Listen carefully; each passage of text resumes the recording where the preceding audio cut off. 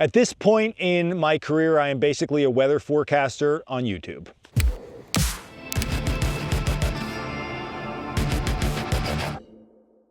What's up guys, Dan here, Cold Cracker. So I feel like all I do is complain about the weather, the seasons, and it just goes on and on. It doesn't matter if it's the summer, the winter, I'm always complaining about something. So I'm gonna try my very best moving forward not to do that. I also read a few comments that people said I lost my sense of humor.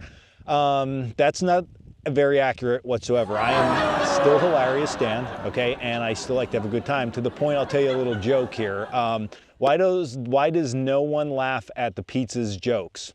They're just too cheesy. Okay, now let's roll right into today's. Even John the cameraman is laughing at that joke. That's how good that joke is. Okay, point being, today what we're gonna be looking at is this shelter that I have set up here. This is a 10 by 10 in a diamond configuration. And it's actually a very difficult thing to do. And the reason for that is because, number one, the size of the shelter is just massive. 10 by 10 and 12 by 12 tarps are very big tarps to deal with in the outdoors. But more so, when we construct these and we sew them, okay, the width of the material that we get from the mill is only so wide. So we need to have 3 panels. That gives us 2 seams on the shelter itself. So the problem with that is there's no specific center point on the tarp. So how do we gain loft, because these things are heavy, and not get that sag? Well, you could do that very simply, and it's actually pretty interesting that we only need 1 ridgeline for this entire setup. So a tree, a ridgeline, a tarp, and 3 tent pegs. So let's get into the setup. All right, so initially what we're gonna do for this setup is we're gonna take our first ridgeline, we're gonna pick our tree, make sure you have a big space behind that tree in order to set this shelter system up. Ideal scenario is another tree about 15 feet away from it, okay? So you're gonna angle your shelter, as you can see the way this is angled. Your front point is gonna be on one tree and the back point is gonna be pointing at a secondary tree. And that's a little bit important here because it's gonna help with the ridgeline. Then what you're gonna do is you're going to toggle off the first corner of your shelter to that initial ridgeline. We're gonna use the ridgeline setup as we normally use, which is with the trucker's hitch. So you're gonna use your loop, your toggle, and then we're going to pull it back. Now the first wrap in the first tree that we're gonna connect to, it's important when we set up on this that it's very high. I'm a big guy, I'm 6'3", and this is at eye level. So we have a big shelter. We need to lift that front up. If you lower this too much, it doesn't lay as well. So get that up nice and high, and for your short people, tippy toes, way up there, okay? Now, once this is set, we're gonna run our ridgeline to the back tree.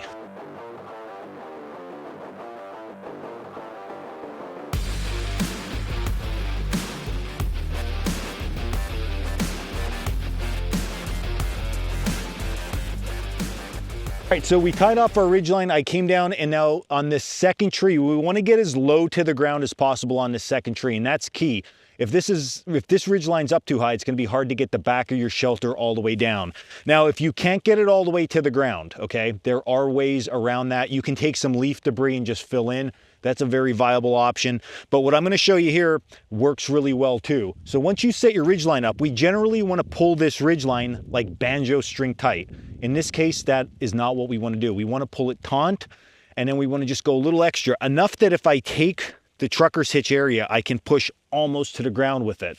Because what we're gonna do then with our first tie out point is we're gonna bring that back, okay?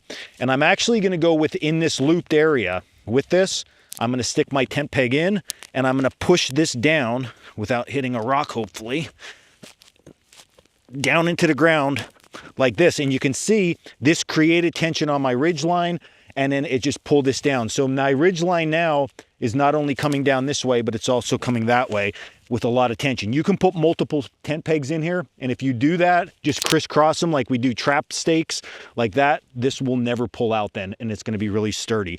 Once this is set, now I can go ahead and I can stake out my 2 sides, and our shelter is complete. It's like so simple, right?